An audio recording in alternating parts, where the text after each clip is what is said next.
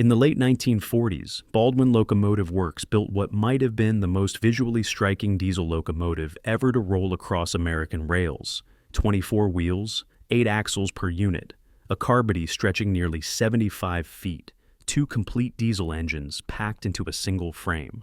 The Baldwin DR-12-8-1500-2, known universally as the Centipede, looked like the future of railroading. It pulled hard. It rode smoothly. By every measure of raw capability, it was an impressive machine. And yet, within a decade, railroads quietly let it die. This isn't a story about a locomotive that couldn't perform. The Centipede worked, but it required so much effort to keep working that railroads simply stopped trying. What killed the Centipede wasn't weak engineering. It was complexity that overwhelmed the systems meant to support it.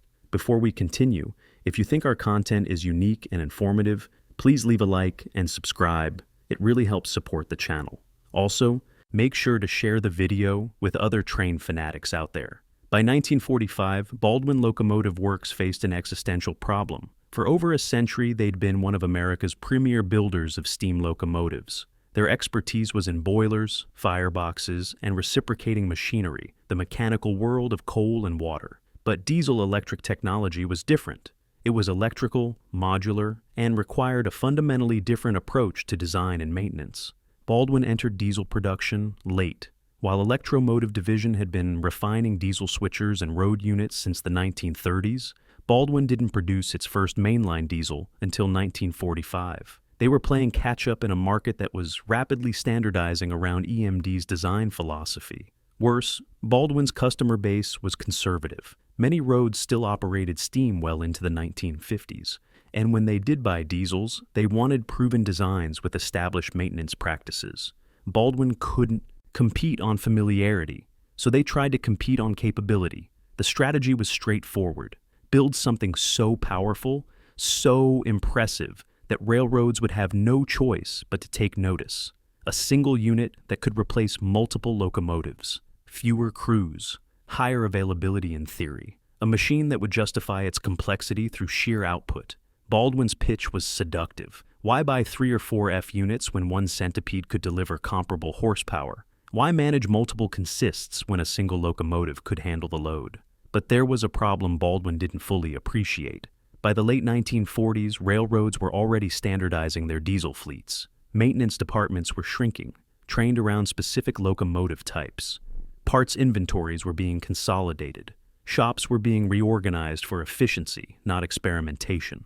Railroads weren't looking for marvels. They were looking for predictability. And the Centipede, for all its capability, was anything but predictable. The Centipede's design philosophy started with a simple premise: distribute weight across as many axles as possible. The result was a 12-axle locomotive. Yes, 12, arranged in a configuration Baldwin designated as 2D+D2. In simpler terms, 2 pairs of pilot wheels bracketed 2 8-wheel trucks, each truck powered independently. This wasn't just aesthetic excess.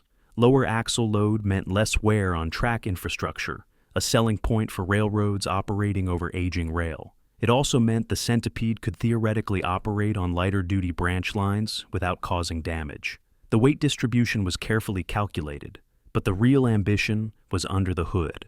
Baldwin installed 2 complete diesel engines in each unit, 2 8-cylinder Model 608SC engines, each rated at 1,500 horsepower. Each engine had its own generator, its own cooling system, its own fuel delivery. In theory, this redundancy meant that if one power plant failed, the other could keep the locomotive moving. The electrical system tied it all together. Each of the 12 axles was individually powered by a traction motor. Power from both generators fed into a common bus, distributing electricity across the entire locomotive. The control system managed throttle settings, load balancing, and dynamic braking through a web of relays, contactors, and early solid-state components.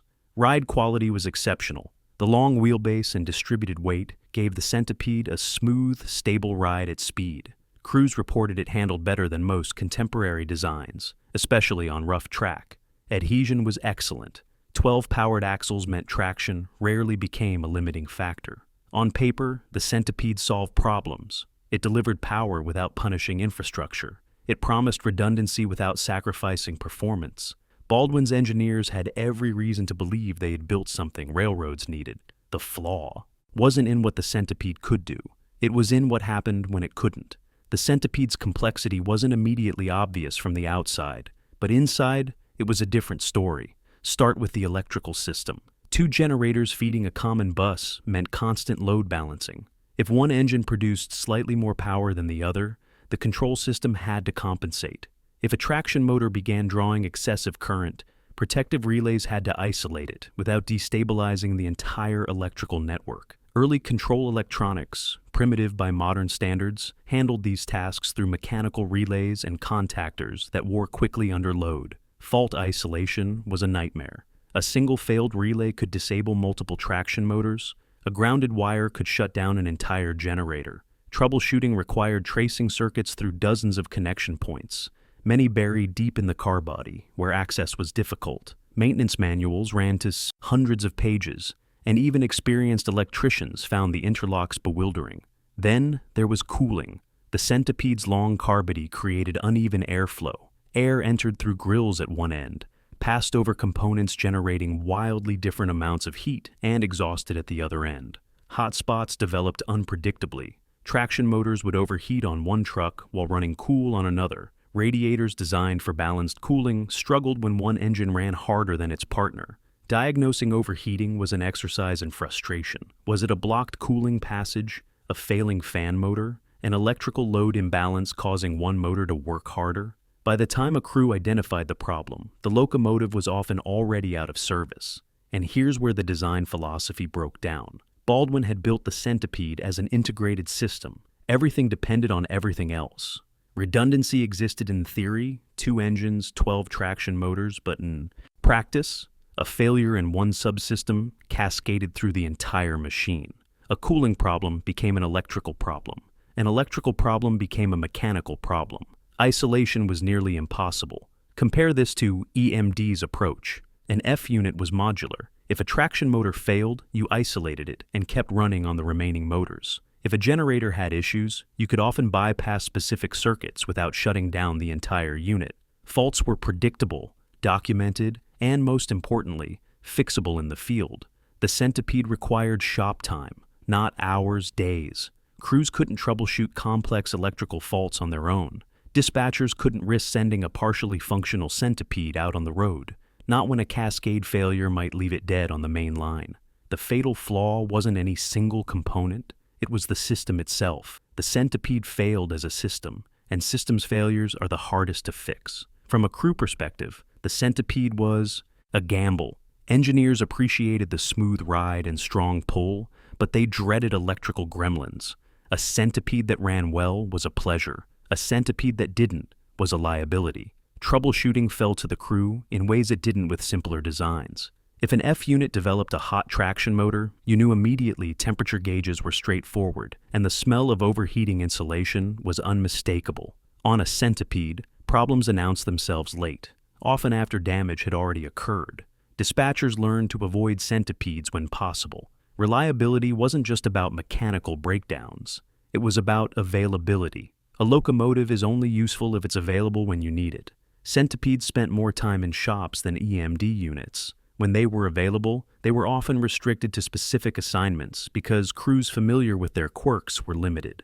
Operational inflexibility became a serious problem. If a Centipede failed en route, you couldn't just swap in another locomotive. Helpers had to be compatible electrically, and not every road had units that could multiple with Baldwin's control systems.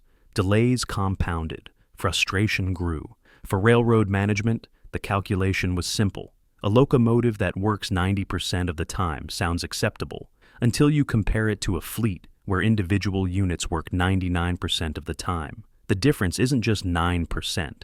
It's the difference between planning around reliability and planning around breakdowns. Railroads operate on tight schedules. Freight customers expect predictable transit times. Passenger services can't afford delays. In that environment, a temperamental locomotive, no matter how powerful, becomes a liability. And there was a broader cultural shift happening. Railroads in the post-war era were moving towards standardization and simplification. Diesel fleets were being rationalized around a few proven designs. Maintenance was being centralized. Parts inventories consolidated. The entire industry was optimizing for efficiency, not innovation. The Centipede represented the opposite philosophy. It was complex, specialized, and demanded expertise that railroads no longer wanted to maintain. It wasn't that the Centipede couldn't be kept running. It was that keeping it running consumed resources better spent elsewhere. Railroads didn't abandon the Centipede because it failed dramatically. They abandoned it because simpler alternatives worked better within the operational systems they were building. Baldwin and the railroads that owned Centipedes did try to save the design. Rewiring efforts aimed to simplify the electrical system, isolating circuits to prevent cascade failures. Some roads experimented with bypassing entire subsystems, essentially running Centipedes as single-engine locomotives. It helped, marginally, but it also defeated the purpose of the original design. Reassignment experiments moved Centipedes from fast freight to drag service, where steady pulling mattered more than speed. Seaboard Airline used them on heavy phosphate trains in Florida. Pennsylvania Railroad tried them on coal drags. The logic was sound. If complexity caused problems at speed, maybe slower service would reduce stress on the electrical system. It didn't work. The fundamental issues remained. Maintenance demands didn't decrease just because the locomotive was moving slower. If anything, heavy drag service exposed cooling problems more severely, as sustained high loads stressed the already problematic thermal management. Some Centipedes were even tested in passenger service, where smooth ride quality should have been an advantage. But passenger service demands absolute reliability. A freight train can wait for a helper. A passenger train cannot. The Centipedes proved too unpredictable. The real problem was that every attempted fix added another layer of modification. Rewiring created non-standard configurations. Bypassing systems meant shops had to remember which units had which modifications. Parts commonality, already a problem, became worse as individual locomotives diverged from the original design. Baldwin themselves recognized the issue. Later, Baldwin diesels moved towards simpler configurations. The company never built another 12-axle locomotive, but by then, Baldwin's reputation was damaged. Railroads had learned to associate Baldwin with complexity and maintenance headaches. Parts supply became the final nail. As Baldwin's market share declined, spare parts became harder to source. Railroads that might have tolerated the Centipede's quirks in better times now faced the prospect of cannibalizing units just to keep others running. The withdrawal was quiet. No dramatic scrapping ceremonies, no public announcements. Centipedes simply disappeared from rosters, sold for scrap, or stored in the back of yards where they deteriorated unnoticed. By 1960, most were gone. The last survivors lingered into the early 60s, but by then, they were relics. There was no scandal, just indifference. And for a locomotive that had promised so much, indifference was the cruelest fate. The Centipede taught American railroads a lesson they never forgot. Complexity kills availability. It doesn't matter how impressive a machine is if your maintenance department can't keep it running. It doesn't matter how much power it delivers if dispatchers can't rely on it. Simplicity won. EMD's F units and GP series locomotives became the standard not because they were revolutionary, but because they were manageable. Modular design meant predictable failures.